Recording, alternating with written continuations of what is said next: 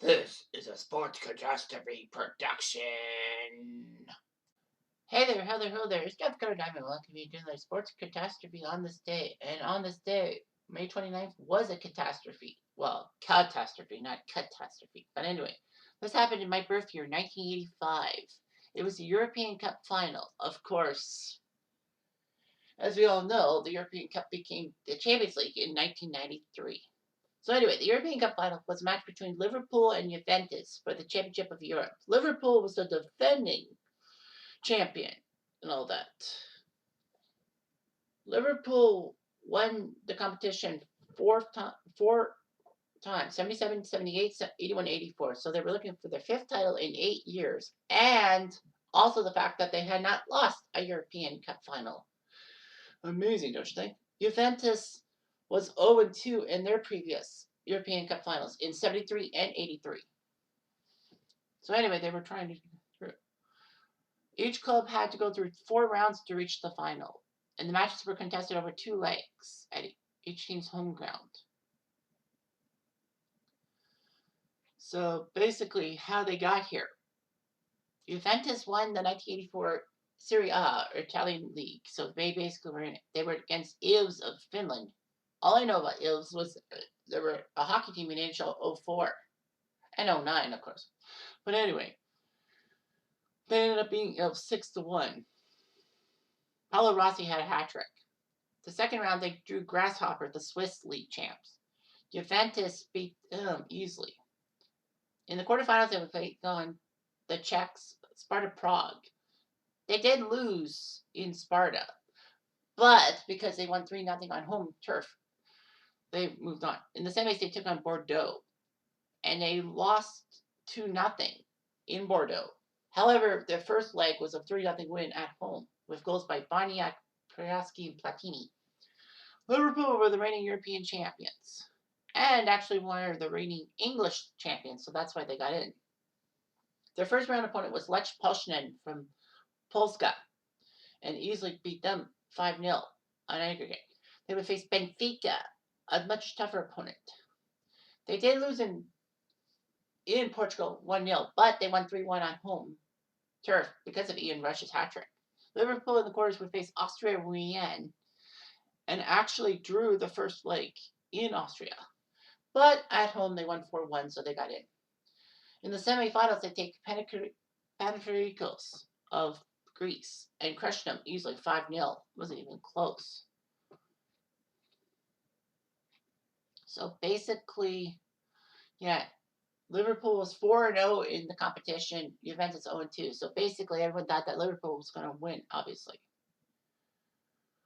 Juventus did play Liverpool during the 84-85 season because Juventus won the Cup Winners' Cup, which is basically Europa League now. And, Liverpool won the European Cup. So then Super Cup.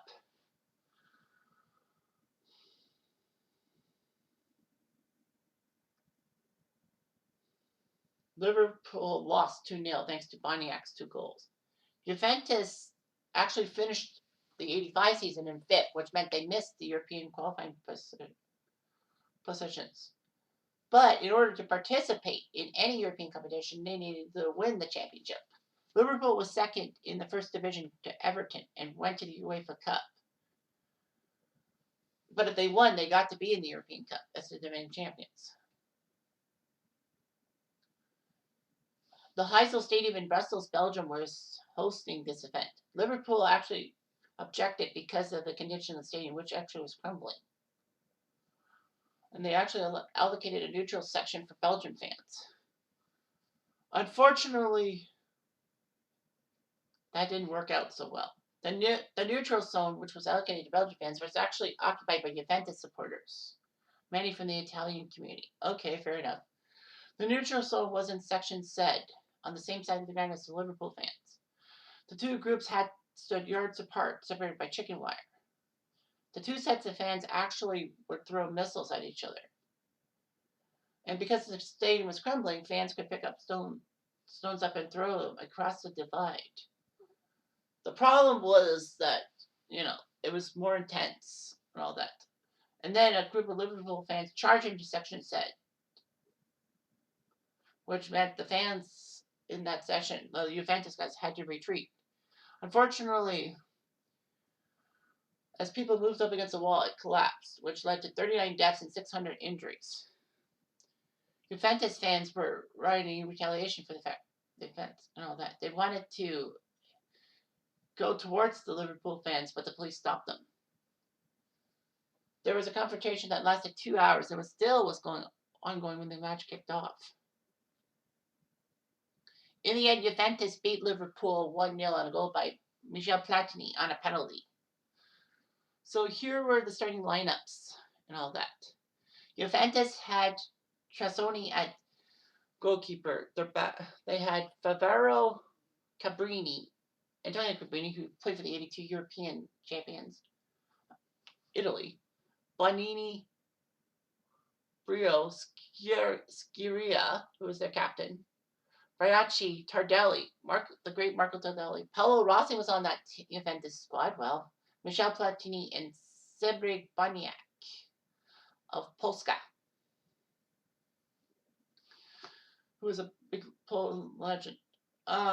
Bazzani and Rossi were substituted off for Tardelli and Vignola. Meanwhile, Liverpool, wearing their reds, had Bruce Grobbelaar, whose basic spaghetti legs moves to full-off penalty takers in the 84 final, was the stuff of legends and would be copied by another Liverpool goalie in 2005. I can't remember who it is. But anyway, they had Phil Neal, Jim Baglin, Mark Lawrenson, yes, that Mark Lawrenson from Match of the Day fame, Steve Nicol, Alan Hansen, Kelly Dalglish, Ronnie Leyland, Ian Rush, Paul Walsh, and John Ward on their team. So Dalglish and Ian Rush on the same team. Wow. Lawrenson and Walsh were replaced by Gary Gillespie and Craig Johnston, respectively. Unfortunately, post-match, there was a lot of problems. It was a good European final, but in the end, it took a backseat to the Heysel disaster. Well, that UEFA was adamant that the Liverpool fans were responsible. There was no doubt.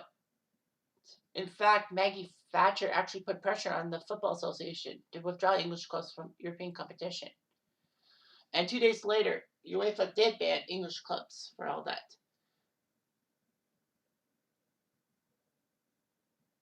FIFA actually extended the ban to worldwide matches for English squads, which thought they're banning England from the '86 World Cup. Actually, no, it was from friendly matches, and the English team would be exempt from that, so the national team didn't have to fear anything. Now you're thinking, oh, it's just this isolated incident.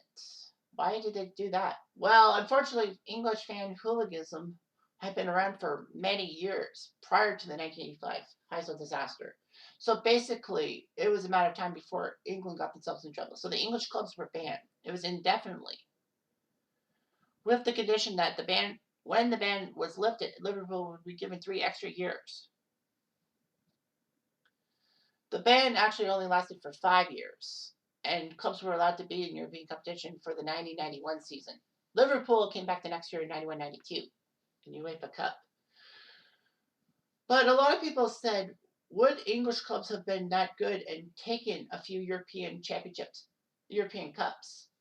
It's possible. I mean, when you look at the 1980s and all that, it's like there were a couple of wins by Eastern European squads, and they basically did the boring tactic of playing for penalties and all that. I think English clubs would have made the Eastern European squads, who were still under the Iron Curtain, if you will, as basically trying to change things up. But yeah, it was just terrible. It was a terrible moment, and there's no one to blame but the English fans. So it was just terrible. All that. What a disaster. If I can say so myself. Anyway, I can say that. Anyway, I'm Jeff Diamond. I do.